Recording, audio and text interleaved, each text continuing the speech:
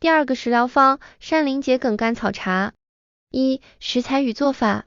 第二个方子是山苓、桔梗、甘草茶，一共6味食材，都是药食同源的好东西。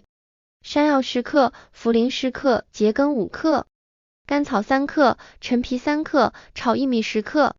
做法很简单，把这些食材洗干净，用养生壶煮20分钟，像喝茶一样喝，一天喝2次。2、功效与古籍出处。这个方的思路来自《金匮要略》。《金匮要略》里说，肺脾气虚者，宜补肺健脾。老年人秋冬容易气短，没力气，稍微动一下就咳嗽，还爱拉肚子，没胃口，其实就是肺和脾虚了。这里的山药补肺益肾，茯苓、薏米健脾祛湿，桔梗能通肺气，治咳嗽，甘草调和所有食材，喝上1周，就能感觉呼吸顺了，吃饭香了，大便也成型了。